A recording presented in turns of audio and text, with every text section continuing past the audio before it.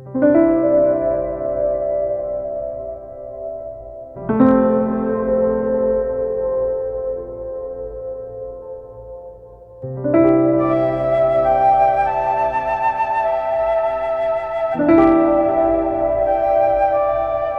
ಕಣಗಳಿದ್ದಾವೆ. ಕೋಟ್ಯಾಂತರ ಕಣಗಳಿಂದನೇ ನಮ್ಮ ದೇಹ ಆಗಿರೋದು. ಅದರೊಳಗೆ ಬೇಡವಾಗಿರೋದು ಒಂದು ಕಣ ಇದೆ, ಅದಕ್ಕೆ ನಾವು ಕ್ಯಾನ್ಸರ್ ಸೆಲ್ ಅಂತ ಹೇಳ್ತೀವಿ. ಈ ಕ್ಯಾನ್ಸರ್ ಸೆಲ್ ಏನು ಮಾಡುತ್ತೆ, ಅದಕ್ಕೆ ಸಾಯೋ ಇಷ್ಟ ಇಲ್ಲ, ಅದಕ್ಕೆ ಇಲ್ಲವೇ ಇಲ್ಲ, ಅದು ಬದುಕಬೇಕನ್ನೋ ಆಸೆ. ಅದೇನು ಮಾಡುತ್ತೆ, ಪಕ್ಕದ ಸೆಲ್ಲನ್ನು ತನ್ನ ಕಡೆ, ಆವಾಗಲೇ ಹೇಳಿದ್ನಲ್ಲ ಒಂದು ಸ್ಟೋರಿ, ಇವ್ರನ್ನ ಕರ್ಕೊಂಡು ದೊಡ್ಡ ಗುಂಪು ಮಾಡ್ಕೊಳ್ಳೋದು, ಕೆಟ್ಟವ್ರ ಗುಂಪೊಂದು ಒಳ್ಳೆಯವ್ರ ಗುಂಪೊಂದು, ಬರ್ತಾ ಬರ್ತಾ ಒಳ್ಳೆಯವ್ರ ಗುಂಪು ಕಡಿಮೆ ಆಗ್ತಾ ಹೋಗುತ್ತೆ, ಕೆಟ್ಟವ್ರ ಗುಂಪು ಜಾಸ್ತಿ ಆಗ್ತಾ ಹೋಗುತ್ತೆ. ಅದೇ ರೀತಿ ನಮ್ಮ ದೇಹದಲ್ಲೂ ಕ್ಯಾನ್ಸರ್ ಕಣಗಳು ಒಂದಕ್ಕೊಂದಕ್ಕೆ ಸೇರಿ ಡೆವಲಪ್ ಆಗ್ತಾ ಆಗ್ತಾ ಆಗ್ತಾ ಅವು ತುಂಬ ದೊಡ್ಡದಾಗಿ ಬೆಳೆಯೋಕ್ಕೆ ಶುರು ಆಗ್ತವೆ. ದೊಡ್ಡದಾಗಿ ಬೆಟ್ಟದಂಗೆ ಬೆಳೆಯುತ್ತವೆ. ಅವು ಸಾಯಲ್ಲ, ಒಳ್ಳೆ ಸೆಲ್ನ ತಗೊಂಡು ಅವು ತನ್ನ ತೆಕ್ಕೆಗೆ ಹಾಕೊಂಡು ಅವ್ರನ್ನೂ ಅದೇ ರೀತಿ ಮಾಡಿಬಿಡ್ತವೆ. ಮಾಡ್ತಾ ಮಾಡ್ತಾ ಮಾಡ್ತಾ ಮಾಡ್ತಾ ಏನಾಗುತ್ತೆ, ನಮ್ಮ ದೇಹದಲ್ಲಿ ಕೆಲವು ಗಡ್ಡೆಗಳಾಗಕ್ಕೆ ಶುರು ಆಗ್ತವೆ, ಕ್ಯಾನ್ಸರ್ ಸೆಲ್ ಅಂತ ಹೇಳ್ತೀವಿ. ಹಾಗಾಗಿ ನಮ್ಮ ದೇಹದಲ್ಲಿ ಕ್ಯಾನ್ಸರ್ನ ಉತ್ಪತ್ತಿ ಆಗುತ್ತೆ. ಕ್ಯಾನ್ಸರ್ ಉತ್ಪತ್ತಿ ಆಗೋದಕ್ಕೆ ಕಾರಣ ಏನು ಅಂದರೆ, ನಾವು ಉಪಯೋಗಿಸೋಂಥ ಆಹಾರಗಳು, ಜಂಕ್ ಫುಡ್. ಗೊತ್ತಾಯ್ತಲ್ಲ, ಜಂಕ್ ಫುಡ್ ಅಂದರೆ ಗೊತ್ತಿರಬೇಕಲ್ಲ ನಿಮಗೆ, ಗೊತ್ತಿರಬೇಕು. ಜಂಕ್ ಫುಡ್ ಎಣ್ಣೆ ಪದಾರ್ಥ ಅಲ್ಲ, ಎಣ್ಣೆ ಪದಾರ್ಥನೂ ಜಂಕಲ್ಲೇ ಬರುತ್ತೆ. Gobi, panipuri, Kurkure, chips, Lay's, bread, cake, biscuit, ಇವೆಲ್ಲವೂ ಜಂಕಿಗೆ ಸಂಬಂಧಪಡ್ತವೆ. ಈ ಜಂಕ್ ಫುಡ್ ನಾವು ಯಥೇಚ್ಛವಾಗಿ ಸ್ವೀಕಾರ ಮಾಡೋದ್ರಿಂದ ಏನಾಗುತ್ತೆ, ನಮ್ಮ ಬಾಡಿಯಲ್ಲಿ ಆಗೋ ಬದಲಾವಣೆಯಿಂದ ಕೆಲವು ಸೆಲ್ಸ್ಗಳು ಡ್ಯಾಮೇಜ್ ಆಗ್ತವೆ. ಅವು ಬದುಕೋ ಆಸೆ ಇರುತ್ತೆ, ಬದುಕೋಕ್ಕಾಗಲ್ಲ, ಆದರೆ ಬಿಡೋಕ್ಕಾಗಲ್ಲ, ಅವನ್ನ ತನ್ನದೇ ಒಂದು ಗುಂಪು ಮಾಡ್ಕೊಳ್ತವೆ. ಅದಕ್ಕೆ ನಾವು ಕ್ಯಾನ್ಸರ್ ಸೆಲ್ಸ್ ಅಂತ ಹೇಳ್ತೀವಿ. ಈ ಕ್ಯಾನ್ಸರ್ ಸೆಲ್ಸ್ ನಮ್ಮ ದೇಹದಲ್ಲಿ ಎಲ್ಲ ಕಡೆನೂ ಸ್ಪ್ರೆಡ್ ಆಗ್ತಾ ಹೋಗ್ತವೆ. ಅವರೇ ಮಾಡ್ತವೆ, ಅಕ್ವೈರ್ ಮಾಡ್ಕೊಳ್ತಾ ಹೋಗ್ತಾರೆ. ಈಗ ನಿಮ್ಮ ಊರಲ್ಲಿ ಜಮೀನು ನಿಮ್ದು ಎಷ್ಟೇ ಇದೆ, ಪಕ್ಕದಲ್ಲಿ ಯಾರೋ ಒಬ್ರು ಬಂದು ಕೂತ್ಕೊಂಡ್ಬಿಟ್ಟಿದ್ದಾರೆ. ಅವರು ನೀವು ಅವನ ಸವಾಸಕ್ಕೆ ಬೇಡಪ್ಪ, ನಮಗೆ ಅವನ ಸವಾಸ ಬೇಡ ಅಂತ ನೀವೇನು ಮಾಡ್ತೀರಿ, ಸುಮ್ಮನಿರ್ತೀರಿ. ಅವನೇ ಮಾಡ್ತಾನೆ, ದಿನಕ್ಕೆ ಸ್ವಲ್ಪ ಇಷ್ಟು ಸೈಡಲ್ಲಿ ಒತ್ಕೊಳ್ತಾ ಬರ್ತಾನೆ. ಅಷ್ಟೇ ಒತ್ತಿದಾನ ಬಿಡು ಅಂತ ನೀವು ಸುಮ್ಮನೆ ಆದರೆ ನಾಳೆ ಇನ್ನೂ ಸ್ವಲ್ಪ ಒತ್ತುತ್ತಾನೆ. ಇನ್ನೂ ಸ್ವಲ್ಪ ಒತ್ತ ನಿಮಗೆ ಗೊತ್ತಿರಲ್ಲ, ನಿಮ್ಮ ಕಾಲಕ್ಕೆ ಹೋಗ್ಬಿಟ್ಟಿರುತ್ತೆ ಅವನ ಕೈಗೆ. ಆಮೇಲೆ ಜಗಳ ಮಾಡಕ್ಕೆ ಹೋದ್ರೆ ಏನು ಹೇಳ್ತಾನೆ ಹೇಳ್ರಿ, ಅವತ್ತೇ ಬರಬೇಕಿತ್ತು, ಇವಾಗ ಯಾಕೆ ಬಂದ್ರಿ, ಇದು ನನ್ನ ಜಮೀನಿದು, ಇದು ನಂದೇ, ಇದು ಇನ್ನು ಸ್ವಲ್ಪ ದಿವಸ ಬಿಟ್ಟರೆ ನೋಡ್ರಿ ಪೂರ್ತಿ ನಂದಾಗತ್ತೆ ಅಂದ್ಬಿಡ್ತಾನೆ ಅವನು. ಕ್ಯಾನ್ಸರು ಸರ ಇದೇ ಥರನೇ ನಮ್ಮ ದೇಹದಲ್ಲಿ ಸ್ವಲ್ಪ ಸ್ವಲ್ಪ ಬೆಳೀತಾ, ಆವಾಗಲೇ ನಾವು ಕರೆಕ್ಟಾಗಿ ತಕ್ಕಂತೆ ಟ್ರೀಟ್ಮೆಂಟ್ ತೊಗೊಳ್ಳದೆ ಹೋದರೆ ಅದು ದೊಡ್ಡದಾಗ್ತಾ ಹೋಗುತ್ತೆ. ಕ್ಯಾನ್ಸರ್ ಯಾವ ರೂಪದಲ್ಲಾದರೂ ಬರ್ಬೋದು. ಅತಿಯಾಗಿ ಹೆಣ್ಮಕ್ಳಿಗೆ ಗರ್ಭಕಂಠದ ಕ್ಯಾನ್ಸರ್ ಅಂತ ಹೇಳ್ತೀವಿ. ಗರ್ಭಕಂಠದ ಕ್ಯಾನ್ಸರ್ ಅಂದರೆ ಗೊತ್ತಲ್ಲ, ಯೂಟ್ರಸ್ ಕ್ಯಾನ್ಸರ್, ನಮ್ಮ ಗರ್ಭಕೋಶದ ಕಂಠದ ಕ್ಯಾನ್ಸರ್, ಯೂಟ್ರಸ್ ಕ್ಯಾನ್ಸರ್ ಬರುತ್ತೆ. ಯಾಕೆ ಬರುತ್ತೆ ಅಂದರೆ ಅನ್ಹೈಜಿನಿಕ್ ಮೇಂಟೆನೆನ್ಸಿಂದ, ನಾವು ಮುಟ್ಟಾದ ಸಮಯದಲ್ಲಿ ಸರಿಯಾಗಿ ಅದಕ್ಕೆ ಪೋಷಣೆ ಮಾಡದೇ ಇರೋ ಸಂಬಂಧ. ಅಂದರೆ ಕರೆಕ್ಟಾಗಿ ನಾವು ಪ್ಯಾಡ್ಸ್ಗಳನ್ನಾಗಲಿ, ಬಟ್ಟೆಗಳನ್ನಾಗಲಿ, ಅಥವಾ ಟ್ಯಾಂಪಾನ್ಸ್ ಆಗಲಿ, ಅಥವಾ ಮೆನ್ಸ್ಟ್ರುವಲ್ ಕಪ್ ಆಗಲಿ, ಅವೆಲ್ಲವೂ ಸರಿಯಾದ ರೀತಿಯಲ್ಲಿ ನಾವು ಉಪಯೋಗಿಸದೇ ಇರೋದ್ರಿಂದ ಏನಾಗಿ ಇನ್ಫೆಕ್ಷನ್ ಸ್ಟಾರ್ಟ್ ಆಗುತ್ತೆ.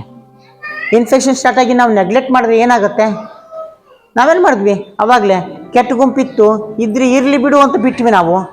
ಮೊದಲೇ ನಾವು ಆ ಒಬ್ಬನಿಗೆ ಹೊಡೆದಾಕ್ಬಿಟ್ಟಿದ್ರೆ ಬೆಳೀತಿತ್ತ, ದೊಡ್ಡ ಗುಂಪು ಬೆಳೀತಿತ್ತ, ಬಿಟ್ವಿ ನಾವು. ನಮ್ಮ ಕಡೆನೂ ಕರ್ಕೊಂಡ್ರು ಅವ್ರು ದೊಡ್ಡ ಗುಂಪು ಮಾಡ್ಕೊಂಡ್ರು. ಅದೇ ರೀತಿ ನಮ್ಮ ದೇಹದಲ್ಲಿ ಆಗೋ ಒಂದು ಸಣ್ಣ ಬದಲಾವಣೆಯಿಂದ, ಸಣ್ಣ ಚೇಂಜಸ್ಸಿಂದ ಕ್ಯಾನ್ಸರ್ ಆಗ್ತಾ ಹೋಗುತ್ತೆ. ಅದಕ್ಕೆ ತಕ್ಕಂತೆ ಟ್ರೀಟ್ಮೆಂಟ್ ತೊಗೊಂಡ್ರೆ ಡಾಕ್ಟರ್ ಹತ್ರ ಹೋಗಿ ತೋರಿಸ್ಕೋಬೇಕು. ಫಸ್ಟ್ ನೀವು ನಾಚಿಕೆ ಪಡಬಾರ್ದು. ಏನೇ ಸಮಸ್ಯೆ ಇದ್ದರೂ ಹೇಳ್ಕೊಂಡ್ರೆ, ಮುಕ್ತವಾಗಿ ಹೇಳ್ಕೊಂಡ್ರೆ ನಿಮಗೆ ಏನಾದರೂ ಒಂದು ಬೆನಿಫಿಟ್ ಸಿಗುತ್ತೆ. ಏನು ಹೇಳಿ, ನಿಮ್ಮ ಆರೋಗ್ಯದಲ್ಲಿ ಏನೋ ಒಂದು ಬದಲಾವಣೆ ಆಗುತ್ತೆ, ಏನೋ ಮೆಡಿಸಿನ್ಸ್ ಕೊಡ್ತಾ ಇರತಕ್ಕಂತೆ ಅದು ಕ್ಲಿಯರ್ ಆಗ್ತಾ ಹೋಗುತ್ತೆ. ನೀವು ಅದು ಹೆಂಗೆ ಹೇಳ್ಕೊಳ್ಳೋದು, ಹೆಂಗೆ ಮಾಡೋದು, ಅವ್ರು ನೋಡಿದ್ರೆ ಗಂಡಸು ಡಾಕ್ಟ್ರು ನಾವು ಹೆಂಗೆ ಹೇಳ್ಕೊಳ್ಳೋಣ ಅಂತ ಹೇಳಿ ನೀವು ಮುಜುಗರ ಪಟ್ಕೊಳ್ತಾ ಹೋದರೆ ಅದು ದೊಡ್ಡದಾದ್ಮೇಲೆ ಎಲ್ರಿಗೂ ಹೇಳಬೇಕಾಗಿರುತ್ತೆ, ಎಲ್ರಿಗೂ ಗೊತ್ತಾಗೋಗ್ಬಿಡುತ್ತೆ. ಹೌದಲ್ಲ? ಅದಕ್ಕೋಸ್ಕರ ದಯವಿಟ್ಟು ನೀವು ನಿಮ್ಮ ಏನೇ ಸಮಸ್ಯೆ ಇದ್ರೂ ನಿಮ್ಮ ಫ್ಯಾಮಿಲಿ ಡಾಕ್ಟರ್ ಅಂತ ಇರ್ತಾರಲ್ಲ, ಅವ್ರ ಹತ್ರ ಹೋಗಿ ಮುಕ್ತವಾಗಿ ಕೂತ್ಕೊಂಡು ನೀವು ಚರ್ಚೆ ಮಾಡಿರಿ, ಮಾತಾಡಿ ಅವ್ರ ಹತ್ರ. ನಮ್ಮ ಮನೇಲಿ ಹಿಂಗೆ ಸಮಸ್ಯೆ ಇದೆ, ಹಿಂಗಿದೆ, ಅದಕ್ಕೆ ಏನು ಮಾಡಬೇಕು ಡಾಕ್ಟರ್ ಅಂತ ಕೇಳಿದ್ರೆ ಯಾರೂ ಇಲ್ಲ ಅಂತ ಹೇಳಲ್ಲ. ಅದು ತಕ್ಕಂತೆ ಸೂಚನೆ ಕೊಡ್ತಾರೆ, ಸಮಸ್ಯೆಗೆ ಪರಿಹರಿಸ್ತಾರೆ. ಇಲ್ಲ ಅಂದರೆ ನಿಮಗೆ ಇಂಥ ನೋಡಮ್ಮ, ಇಂಥ ಜಾಗದಲ್ಲಿ ಡಾಕ್ಟರ್ ಇದ್ದಾರೆ, ಅವ್ರಿಗೆ ಹೋಗಿ ಕನ್ಸಲ್ಟ್ ಮಾಡು, ಅಲ್ಲಿ ಇನ್ನೂ ನಿಮಗೆ ಟ್ರೀಟ್ಮೆಂಟ್ ಒಳ್ಳೆ ಸಿಗುತ್ತೆ ಅಂತ ಹೇಳಿ ಬೇರೆ ಕಡೆ ಕಳಿಸ್ಕೊಡ್ತಾರೆ. ಹೌದಲ್ಲ? ಅಷ್ಟು ಮಾಡ್ಕೋಬೋದಲ್ಲ, ಅಷ್ಟು ಮಾಡ್ಕೊಂಡ್ರೆ ಸಮಸ್ಯೆನೇ ಬಗೆಹರಿದು ಬಿಡುತ್ತೆ. ನೀವೇನು ಮಾಡ್ತೀರಿ? ಅದು ಹೆಂಗೆ ಹೇಳ್ಕೊಳ್ಳೋದು? ನಾಚಿಕೆ ಪಡ್ತೀರಿ. ನಾಚಿಕೆ ಪಟ್ಟರೆ ಲಾಸ್ ಯಾರಿಗಾಗತ್ತೆ? ನಿಮಗೆ ಲಾಸ್ ಆಗುತ್ತೆ, ಡಾಕ್ಟ್ರಿಗೆ ಲಾಭ ಆಗುತ್ತೆ. ಯಾಕೆ ಹೇಳ್ರಿ? ಅತಿಯಾಗಿ ಜಾಸ್ತಿ ಕಾಯಿಲೆ ಮಾಡ್ಕೊಂಬಂದಾಗ ಅಡ್ಮಿಟ್ ಮಾಡ್ಕೋಬೇಕು, ICU ಯೂಸ್ ಮಾಡ್ಕೋಬೇಕು, ಮತ್ತು ಇನ್ನೇನೋ ಎಕ್ವಿಪ್ಮೆಂಟ್ ತರಿಸ್ಬೇಕು, ಹೊರಗಡೆ ಡಾಕ್ಟರ್ ತರಿಸ್ಬೇಕು. ಹೌದಲ್ಲ? ಖರ್ಚುಗಳು ಜಾಸ್ತಿ ಆಗುತ್ತೆ, ದೊಡ್ಡ ಹಾಸ್ಪಿಟ್ಲಿಗೆ ಹೋಗಬೇಕು. ಹೌದಲ್ಲ? ಮತ್ತೆ ಅದಕ್ಕೆ ನೀವೇನು ಮಾಡಬೇಕು?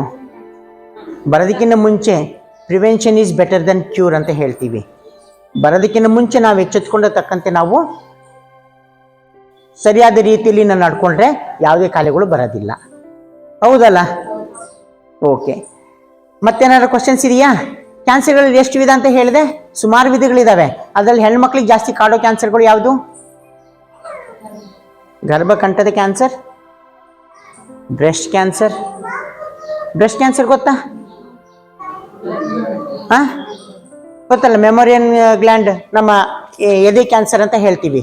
ಬ್ರೆಸ್ಟ್, ಹಾಂ, ಒಳ್ಳೆ ಕ್ವಶನ್ಸ್ ಕೇಳ್ತೀವಿ. ಅದು ಹೇಗೆ ಬರುತ್ತೆ ಅಂತ ಅದು ಇನ್ನೊಂದು ಹೇಳ್ತೀನಿ. ಅದು ಬರೋದಕ್ಕೆ ಕಾರಣಕ್ಕಿಂತ ನಾವು ಬರದೇ ಇರೋದು ಹೆಂಗೆ ಅಂತ ನಾವು ನೋಡ್ಕೋಬೇಕಾದ್ರೆ ನಾವು ಪ್ರತಿದಿನ ನಮ್ಮ ಬ್ರೆಸ್ಟ್ನ, ನಮ್ಮ ಮೊಲೆನ ನಾವು ಚೆಕ್ ಮಾಡ್ಕೋಬೇಕು. ಹೇಗೆ ಚೆಕ್ ಮಾಡ್ಕೋಬೇಕು? ಸೆಲ್ಫ್ ಬ್ರೆಸ್ಟ್ ಎಕ್ಸಾಮಿನೇಷನ್ ಅಂತ ಹೇಳ್ತೀವಿ. ನೀವೇ ಕನ್ನಡಿ ಎದುರುಗಡೆ ನಿಂತ್ಕೋಬೇಕು. ನಿಮ್ಮ ಬಾತ್ರೂಮ್ ಇರುತ್ತಲ್ಲ, ಬಾತ್ರೂಮ್ ಇಲ್ಲ, ನಿಮ್ಮೊಂದು ರೂಮ್ ಇರುತ್ತೆ, ರೂಮಲ್ಲಿ ಬಾಗಿಲು ಹಾಕ್ಕೊಳ್ರಿ, ಜಸ್ಟ್ ಸ್ವಲ್ಪ ಓಪನ್ ಮಾಡ್ಕೊಳ್ರಿ, ಕನ್ನಡಿ ಎದುರುಗಡೆ ನಿಂತ್ಕೊಳ್ರಿ, ಎರಡೂ ಕೈ ಸೊಂಟದ ಮೇಲೆ ಇಟ್ಕೊಳ್ರಿ. ನಿಮ್ಮ ಎರಡೂ ಬ್ರೆಸ್ಟ್ ಒಂದೇ ಲೆವೆಲ್ಲಿಗೆ ಇದೆಯಾ ನೋಡ್ಕೊಳ್ರಿ ಫಸ್ಟ್. ಏನು ಹೇಳ್ರಿ? ಎರಡೂ ಒಂದೇ ಲೆವೆಲ್ಲಿಗೆ ಇರಬೇಕು. ಕೆಲವು ಬ್ರೆಸ್ಟ್ ಒಬ್ರದ್ದು ಸ್ವಲ್ಪ ದಪ್ಪ ಇರುತ್ತೆ, ಒಂದು ಸಣ್ಣ ಇರುತ್ತೆ, ಒಂದು ದಪ್ಪ ಇರುತ್ತೆ, ಒಂದು ಸಣ್ಣ ಇರುತ್ತೆ. ಅದು ನ್ಯಾಚುರಲ್, ಅದೇನು ಪ್ರಾಬ್ಲಮ್ ಅಲ್ಲ. ಅದ್ರ ಮೇಲೆ ಗುದ್ದಗಳು ಅಂದರೆ ಒಂಥರ ಶ್ರಿಂಕ್ ಆಗಿರುತ್ತೆ, ಸುಕ್ಕಾಗಿರುತ್ತೆ, ಗಂಟಾದಂಗಾಗಿರುತ್ತೆ, ಸುಕ್ಕಾಗಿರುತ್ತೆ, ಕೆಂಪಾಗಿರುತ್ತೆ, ನೋವಿರುತ್ತೆ, ಗೊತ್ತಾಯ್ತಲ್ಲ, ಗಡ್ಡೆಗಳು ಫೀಲ್ ಆಗ್ತಿರ್ತವೆ. ಆ ಥರ ಏನಾದರೂ ಇತ್ತು ಅಂದರೆ ದಯವಿಟ್ಟು ನೆಗ್ಲೆಕ್ಟ್ ಮಾಡೋಕ್ಕೆ ಹೋಗ್ಬೇಡ್ರಿ.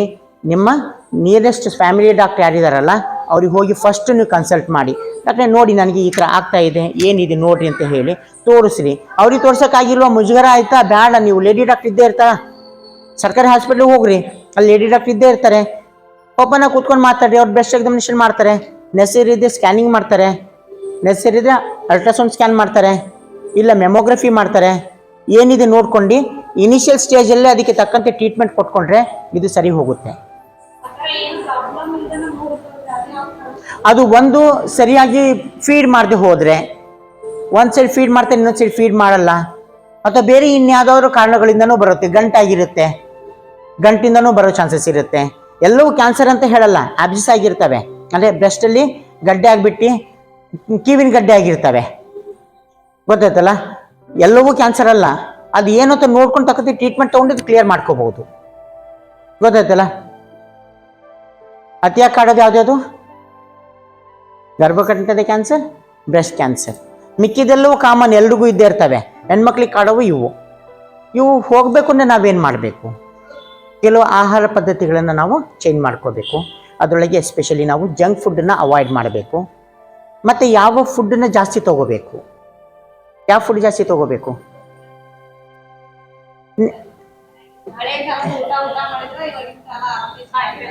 ಕರೆಕ್ಟಾಗಿ ಹೇಳ್ತಿದ್ದಾರೆ. ಅವ್ರಿಗೊಂದು ಕ್ಲಾಪ್ಸ್ ಹೊಡೀರಿ ನೀವು, ನಿಜವಾಗ್ಲೂ ಅವ್ರಿಗೊಂದು ಕ್ಲಾಪ್ಸ್ ಹೊಡಿಬೇಕು.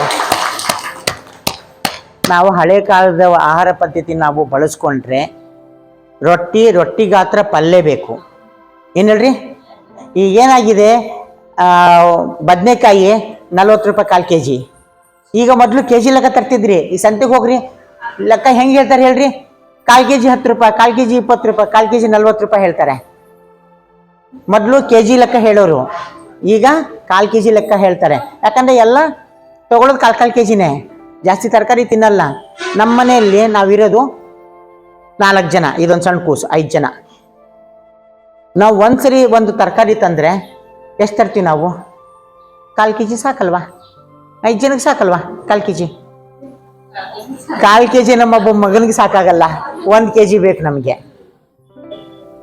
ಬೆಂಡೆಕಾಯಿ ತಂದರೆ 1 kg ಬೇಕು, ಬೀನ್ಸ್ ತಂದರೆ 1 kg ಬೇಕು, ಯಾವುದೇ ಪಲ್ಯ ತಂದರೆ 1 kg ಬೇಕು. 1 kg ಕಮ್ಮಿ ನಮ್ಮಲ್ಲಿ ನಡೆಯೋದೇ ಇಲ್ಲ. ಯಾಕಂದರೆ ನಾವು ಪಲ್ಯ ಹೆಂಗಿರುತ್ತೆ ಅಂದರೆ ಪಲ್ಯಕ್ಕೆ ರೊಟ್ಟಿ ನಂಚ್ಕೊಂಡು ತಿಂತೀವಿ ನಾವು. ಏನು ಹೇಳ್ರಿ? ಪಲ್ಯಕ್ಕೆ ರೊಟ್ಟಿನ ನಂಚ್ಕೊಂಡು ತಿಂತೀವಿ. ನೀವು ಹೆಂಗೆ ತಿಂತೀರಿ? ರೊಟ್ಟಿಗೆ ಪಲ್ಯ ನಂಚ್ಕೊಂಡು ತಿಂತೀರಿ. ಹೌದಲ್ಲ?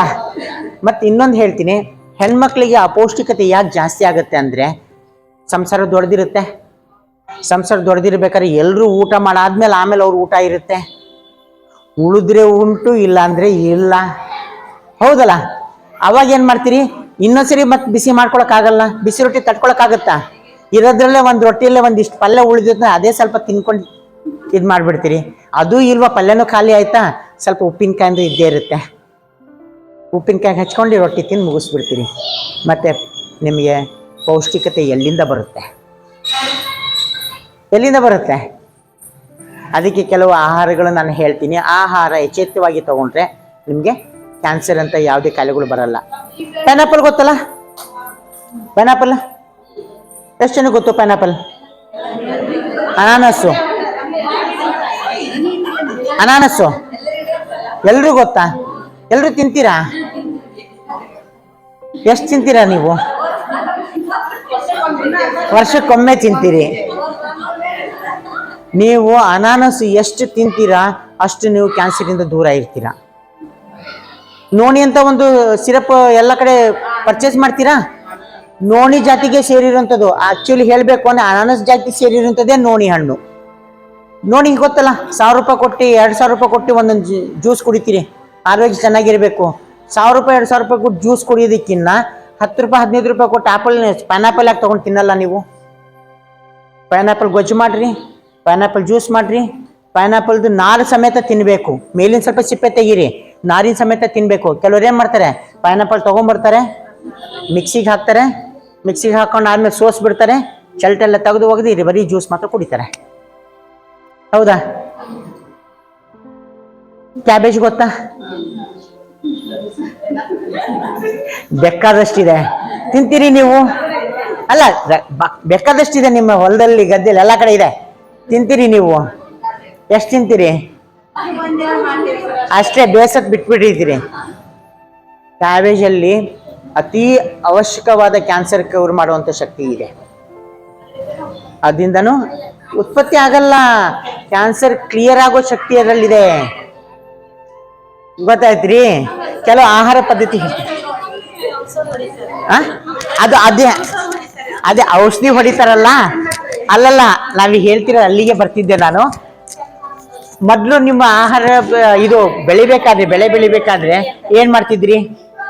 ಕೊಟ್ಟಿಗೆ ಗೊಬ್ಬರ ಹಾಕ್ತಿದ್ರಿ. ಈ ಕೊಟ್ಟಿಗೆ ಗೊಬ್ಬರ ಹಾಕಿ ಬೆಳೆ ತೆಗಿರಿ ನೋಡೋಣ, ಬರುತ್ತಾ? ಯಾಕೆ ಬರಲ್ಲ ಹೇಳ್ರಿ? ಅಲ್ಲ, ಬರ್ತವೆ, ಯಾಕೆ ಹಾಕಲ್ಲ? ಬರಲ್ಲ. ಯಾಕೆ ಗೊತ್ತಾ? ನಿಮ್ಮ ಭೂಮಿನ ಬರಡು ಮಾಡಿಬಿಟ್ಟಿದ್ದೀರಿ. ಗೊತ್ತಾಯ್ತಲ್ಲ? ಯಾಕಂತ ಅದಕ್ಕೆ ಕಾಂಪಸ್, ಯೂರಿಯಾ, ಫಾಸ್ಫೇಟ್ ಎಲ್ಲವೂ ಹಾಕಿ ಅದು ಸುಟ್ಟೋಗ್ಬಿಟ್ಟಿದೆ. ಮತ್ತೀಗ ಬೆಳೆ ಬರಬೇಕು ಅಂದರೆ ಮತ್ತೆ ಮೇಲಿಂದ ಅದು ಹಾಕಿದ್ರೆ ಮಾತ್ರ ಬೆಳೆ ಬರೆಯುತ್ತೆ, ಇಲ್ಲಾಂದರೆ ಅದು ಅಲ್ಲೇ ಉಳಿಯುತ್ತೆ. ಹಾಗಾಗಿ ಕ್ಯಾಬೇಜಿಗೆ 2 ದಿವಸಕ್ಕೊಮ್ಮೆ ಔಷಧಿ ಹೊಡಿತಾನೇ ಇರ್ತಾರೆ. ಹೌದಲ್ಲ? ಕ್ಯಾಬೇಜ್ ತಿನ್ಬೇಕಮ್ಮ, ಔಷಧಿ ಹೊಡಿತಾರೆ. ಆದಷ್ಟು ಕಡಿಮೆ ಔಷಧಿ ಹೊಡಿ. 10 ಪಾಟ್ ಇಟ್ಕೊಳ್ರಿ ಮನೆಯಲ್ಲಿ. ಒಂದ್ರಲ್ಲಿ ಕೊತ್ತಂಬರಿ ಹಾಕ್ರಿ, ಒಂದ್ರಲ್ಲಿ ಮೆಂತೆ ಹಾಕ್ರಿ, ಒಂದ್ರಲ್ಲಿ ಮೂಲಂಗಿ ಹಾಕ್ರಿ, ಒಂದ್ರಲ್ಲಿ ಟೊಮೊಟೊ ಹಾಕ್ರಿ. ಬೆಳೆಸ್ಬೋದಲ್ಲ?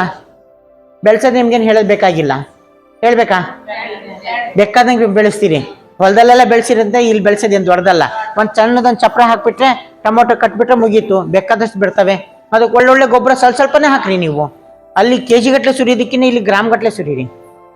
ಮನೆಗೆ ತರಕಾರಿ ಆಯ್ತಾ? ಹೇಳ್ತೀವಿ, ಬರುತ್ತೆ. ನಿಪ್ಪಲಿಂದ ಡಿಸ್ಚಾರ್ಜ್ ಆಗುತ್ತೆ, ಅದಾಗತ್ತೆ.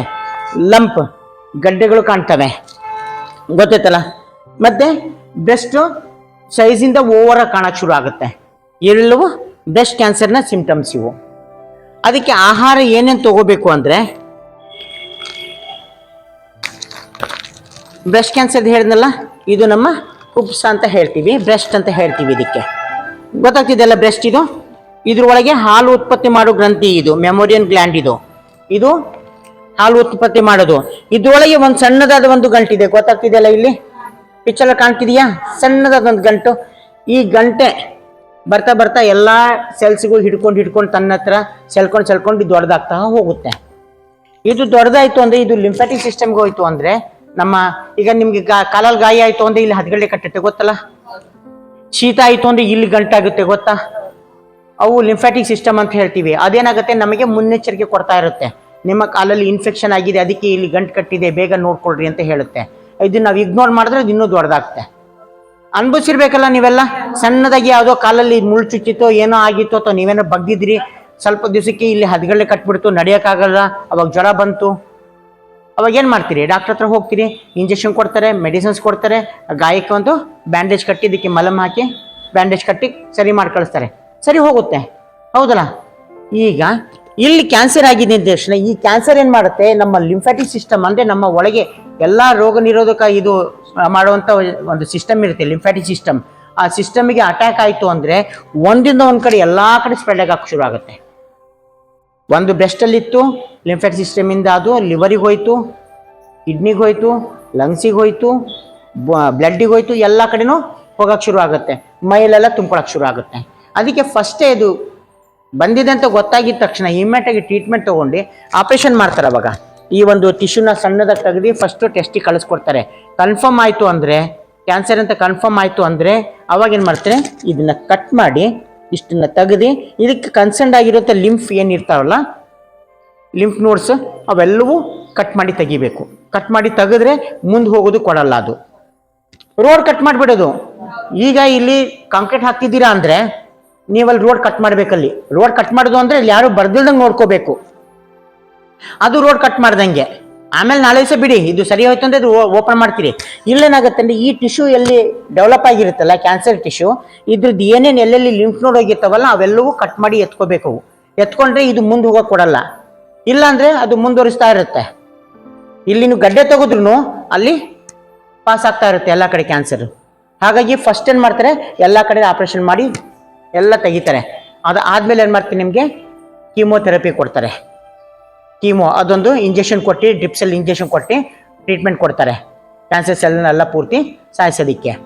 ಅವಾಗೇನಾಗುತ್ತೆ, ನಮ್ಮ ಕೂದಲು ಸಹ ಉದುರೋಗುತ್ತೆ. ಕೇಳಿರ್ಬೇಕಲ್ಲ, ಕ್ಯಾನ್ಸರ್ ಟ್ರೀಟ್ಮೆಂಟ್ ತೊಗೊಂಡಾಗ ಕೂದಲು ಇರೋದೇ ಇಲ್ಲ ಅಂತ, ಎಲ್ಲ ಉದುರೋಗಿರ್ತಾವೆ, ಮತ್ತೆ ಬರ್ತಾವೆ ಕೂದಲು. ಆ ಒಂದು ಪವರಿಗೆ ಕೂದಲು ಸಹ ಉದುರೋಗ್ತವೆ. ಅದಾದಮೇಲೆ ರೇಡಿಯೇಷನ್ ಥೆರಪಿ, ಕರೆಂಟ್ ಕೊಡ್ತಾರೆ ಅಂತ ಹೇಳ್ತಾರೆ. ಕರೆಂಟ್ ಯಾರೂ ಕೊಡಲ್ಲ, ಸಮ್ ರೇಡಿಯೇಷನ್ಸ್. ಆ ರೇಡಿಯೇಷನ್ಸಿಂದ ಕ್ಯಾನ್ಸರ್ ಸೆಲ್ಲನ್ನು ಕಂಪ್ಲೀಟ್ ಡೆಸ್ಟ್ರಾಯ್ ಮಾಡ್ತಾರೆ. ಇವೆಲ್ಲವೂ ಪ್ರೋಸೆಸ್ ಇರುತ್ತೆ, ಅವೆಲ್ಲ ತಿಳ್ಕೊಳಕ್ಕಿಂತ ಮುಂಚೆ ಬರ್ದೇ ಇರೋ ಥರ ನೋಡ್ಕೊಳ್ರಿ, ಗೊತ್ತಾಯ್ತಲ್ಲ. ಅದಕ್ಕೆ ಏನೇನು ತಿನ್ನಬೇಕು ಅಂದರೆ, ಅದು ಹೆರಿಡರಿ ಬರುತ್ತೆಮ್ಮ, ಅದು ಹೇಳೋಕ್ಕಾಗಲ್ಲ, ಬರೋದು ಇದೆ. ಅದು ಎಲ್ರಿಗೂ ಬರಲೇಬೇಕು ಅಂತೇನಿಲ್ಲ, ವಂಶವಾಗಿ ಅದು ಜೀನ್ನ ತಗೊಂಡು ಹೋಗ್ತಾ ಇರುತ್ತೆ. ಯಾವ ಟೈಮಲ್ಲಿ ಇದು ಕಾಣಿಸ್ಕೊಳ್ತೀವಿ ಹೇಳೋಕ್ಕಾಗಲ್ಲ ಅಷ್ಟೇ. ಅದು ಬರದೇ ಇರ್ಬೋದು, ನಾವು ಚೆನ್ನಾಗಿ ಊಟ ತೊಗೊಂಡ್ರೆ, ನಾವು ಒಳ್ಳೆ ಫುಡ್ ತೊಗೊಂಡ್ರೆ ಅದು ಸತ್ತೋಗ್ಬಿಡುತ್ತೆ ಅಲ್ವಾ. ಏನೇನು ತಗೋಬೇಕು ಅಂತ ಕೇಳಿದ್ದೀರಾ? ಶತಾವರಿ ನಾನು ನಿಮಗೆ ತೋರಿಸ್ತೀನಂತೆ. ಆಮೇಲೆ ಅವಕ್ಯಾಡೋ ಅಂತ ಬೇಡ, ಅದಕ್ಕಿಂತ ಇನ್ನೂ ಹೇಳ್ತೀನಿ. ದ್ರಾಕ್ಷಿ ಗೊತ್ತಾ? ಕಪ್ಪು ದ್ರಾಕ್ಷಿ ಜಾಸ್ತಿ ತಗೊಳ್ಳಿ. ಹೂಕೋಸು, ಒಣ ದ್ರಾಕ್ಷಿ ಬೇಡ, ಕಪ್ಪು ದ್ರಾಕ್ಷಿ ಹಣ್ಣು ಜಾಸ್ತಿ ತಗೊಳ್ಳಿ. ಕ್ಯಾಬೇಜ್ ಗೊತ್ತಲ್ಲ, ಹೂಕೋಸು, ಕಾಲಿಫ್ಲವರ್, ಅದು ಬ್ರಾಕೊಲಿ ಅಂತ ಇನ್ನೊಂದು ಹಸಿರು ಕಲರ್ದು ಬರುತ್ತೆ ಗೊತ್ತಲ್ಲ, ಅದು ನಾನು ಅವಾಗಲೇ ಹೇಳಿದ್ದೆ. ಕ್ಯಾಬೇಜ್ ಕಾಣ್ತಿದೀಯಾ? ನೀವು ಬೆಳಿತೀರೋ ಕ್ಯಾಬೇಜ್, ಸ್ವಲ್ಪ ನಿಮ್ಮ ಮನೆಯವ್ರಿಗೆ ಹೇಳ್ರಿ, ಎಲ್ಲರೂ ಔಷಧಿ ಸ್ವಲ್ಪ ಕಡಿಮೆ ಹೊಡೀರಿ. ನಾವು ತಿಂತೀವಿ, ಬೇರೆಯವರು ತಿಂತಾರಂತೆ, ಸ್ವಲ್ಪ ಹೇಳ್ರಿ ಅಷ್ಟೇ. ಅಲ್ಲ, ನೀವು ಬೆಳಗ್ಗೆ ಔಷಧಿ ಯಾರು ಹಚ್ತೀರಾ ಅವ್ರ ಮನೆಯವ್ರಿಗೆ ಹೇಳ್ಕೊಳ್ರಿ ಅಂತ ಹೇಳಿದ ಅಷ್ಟೇ.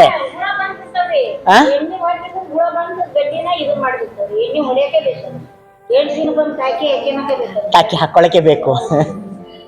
ಆದ್ರೂ ಆದಷ್ಟು ತಂದಾಗ ಮನೆಯಲ್ಲಿ ಅದನ್ನು ಸ್ವಚ್ಛವಾಗಿ ತೊಳೆದು ಕ್ಲೀನಾಗಿ ಮಾಡ್ಕೊಂಡು ನೀವು ಉಪಯೋಗಿಸಿದ್ರೆ ಯಾವುದೇ ಥರದ್ದು ತೊಂದರೆ ಇಲ್ಲ. ಮೆಣಸಿನಕಾಯಿ ಎಷ್ಟು ಜನ ತಿಂತೀರಿ? ಮಾಮೂಲು ಬೇಕೇ ಬೇಕು. ಮೆಣಸಿನಕಾಯಿಯಲ್ಲಿಯೂ ಸಹ ಕ್ಯಾನ್ಸರ್ ನಿರೋಧಕ ಶಕ್ತಿ ಜಾಸ್ತಿ ಇದೆ. ಎಚ್ಚೆತ್ತವಾಗಿ ಮೆಣಸಿನ್ಕಾಯಿ ಯೂಸ್ ಮಾಡಿ. ಎಷ್ಟೋ ಜನ ಏನು ಅನ್ಕೊಂಡಿದ್ದಾರೆ ಗೊತ್ತಾ, ಮೆಣಸಿನ್ಕಾಯಿ ಯೂಸ್ ಮಾಡಿದ್ರೆ ಗ್ಯಾಸ್ ಆಗೋಗ್ಬಿಡುತ್ತೆ, ಉರಿ ಬರುತ್ತೆ. ಹೌದಲ್ಲ, ಆ್ಯಕ್ಚುಲಿ ಗ್ಯಾಸನ್ನು ಕಳಿಯೋಂಥ ಒಂದು ಕೆಲಸ ಮಾಡೋದು ಮೆಣಸಿನ್ಕಾಯಿ. ಮೆಣಸಿನ್ಕಾಯಿ ಏನಾಗಿದೆ, ಕಾರ್ಮಿನೇಟಿವ್ ಅಂತ ಹೇಳ್ತೀವಿ.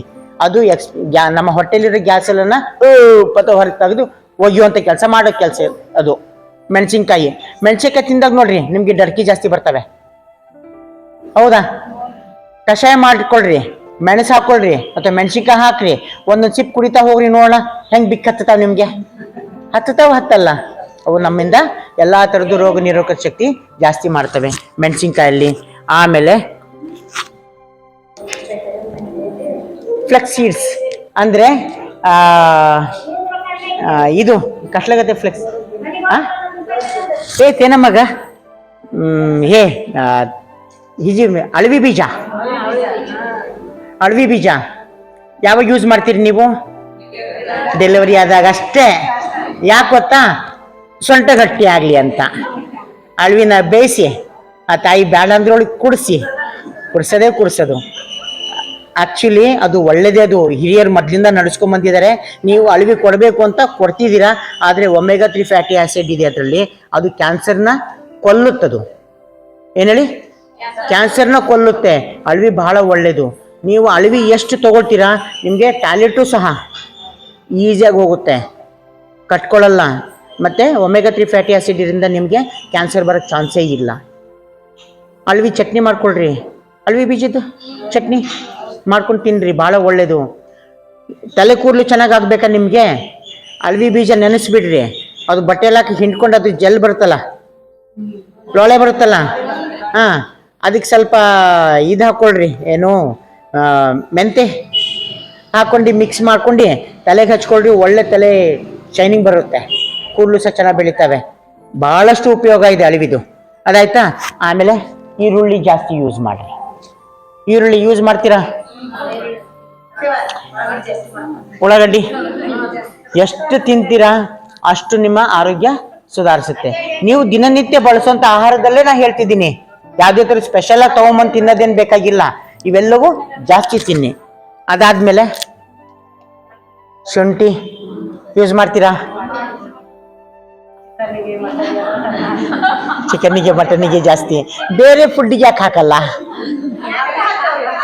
ಎಲ್ಲದಕ್ಕೂ ಹಾಕ್ರಿ. ಶುಂಠಿ ಇದೆಯಲ್ಲ, ನಿಮ್ಮ ಹಾರ್ಟ್ ಅಟ್ಯಾಕನ್ನು ಸಹ ಕಂಟ್ರೋಲ್ ಮಾಡುತ್ತೆ.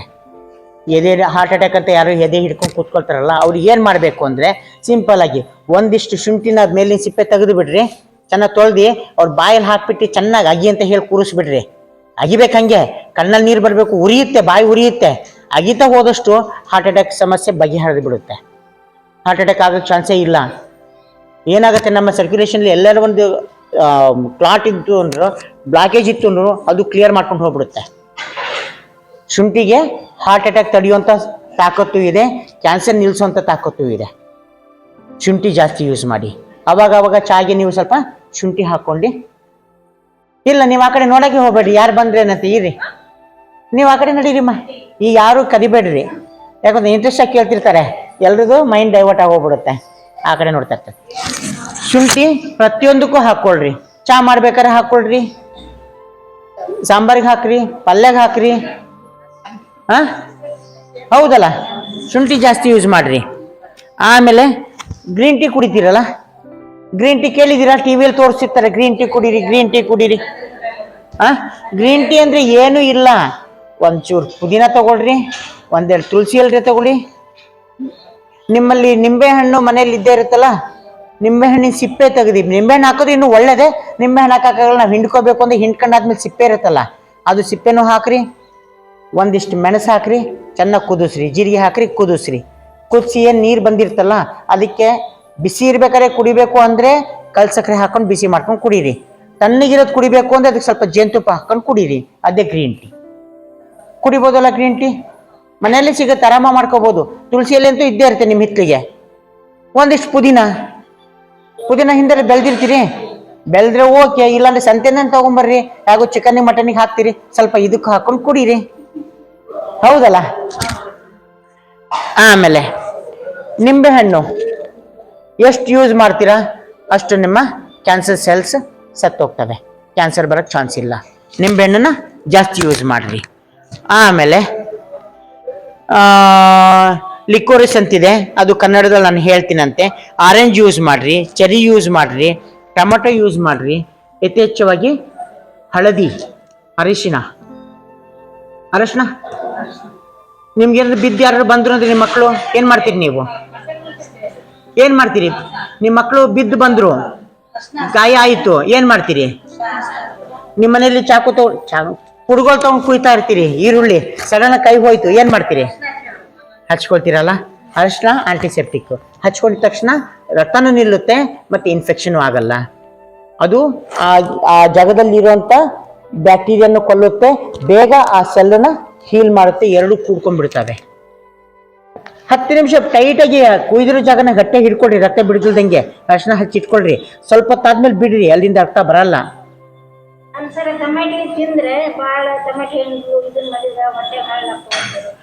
ಹಳ್ಳಿದ್ದಾಗ ಟೊಮಾಟೊ ಹಣ್ಣು ತಿನ್ಬೇಡ್ರಿ ಅಮ್ಮ. ಟೊಮಾಟೊ ಹಣ್ಣು ತಿಂದ್ರೆ ಹಳ್ಳಾಗಲ್ಲ. ಟೊಮಾಟೊ ಹಣ್ಣು ತಿಂದ್ರೆ ಹಳ್ಳಾಗಲ್ಲ. ಹಳ್ಳಿದ್ದಾಗ ಟೊಮಾಟೊ ಹಣ್ಣು ತಿನ್ಬೇಡ್ರಿ, ಗೊತ್ತಾಯ್ತ್ರಿ? ಹಾ, ಹೌದು, ಹುಣಸೆ ಹಣ್ಣು ಜಾಸ್ತಿ ಯೂಸ್ ಮಾಡಬೇಕು. ಈಗ ಹಿಂದಿನ ಕಾಲದಲ್ಲಿ ಯಾರು ಟೊಮಾಟೊ ಯೂಸ್ ಟೊಮಾಟೊಗೆ ಇನ್ನೊಂದು ಕನ್ನಡದಲ್ಲಿ ಹೆಸರು ಗೊತ್ತಾ ಏನು ಅಂತ? ಕನ್ನಡದಲ್ಲಿ ಏನು ಹೇಳ್ರಿ ಟೊಮಾಟೊಗೆ? ಟೊಮಾಟೊ ಟೊಮಾಟೊ ಟೊಮಾಟೊ ಅಂತೀರಾ ನೀವು. ಕನ್ನಡದಲ್ಲಿ ಏನು ಹೇಳ್ತಾರೆ ಟೊಮಾಟೊಗೆ? ಏನು ಹೇಳ್ತಾರೆ ಹೇಳ್ರಿ? ಕನ್ನಡದಲ್ಲಿ ಟೊಮಾಟೊ ಏನಂತಾರೆ? ಇಂಗ್ಲೀಷಲ್ಲಿ ಟೊಮಾಟೊ ಅಂತಾರೆ, ಹಿಂದಿಯಲ್ಲಿ ಟಮಾಟರ್ ಅಂತಾರೆ. ಕನ್ನಡದಲ್ಲಿ ಏನಂತಾರೆ?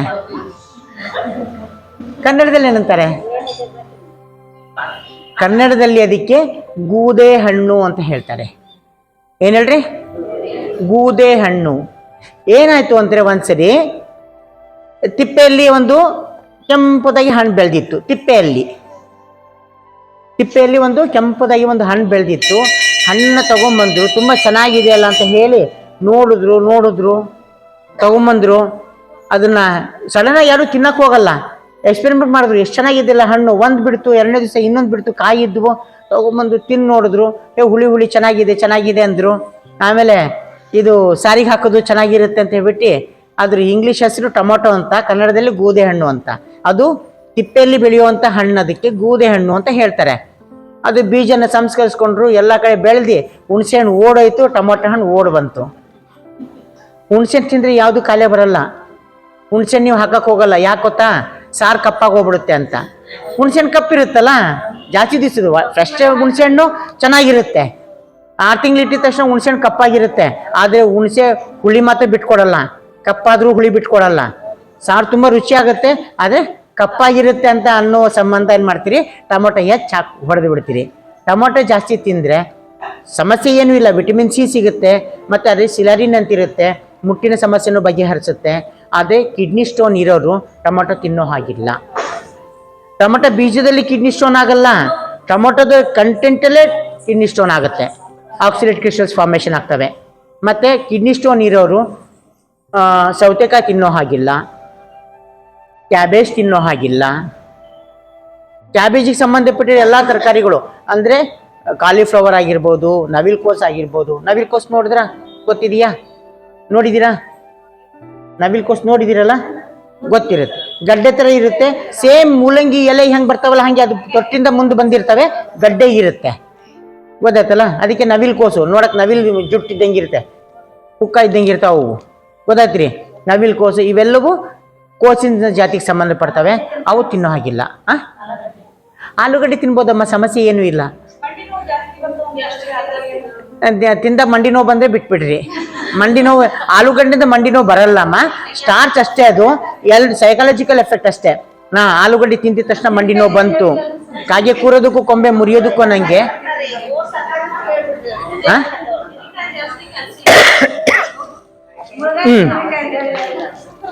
ಎಲ್ಲ ತರಕಾರಿಗಳು ಜಾಸ್ತಿ ತಿನ್ನಿಮ್ಮ.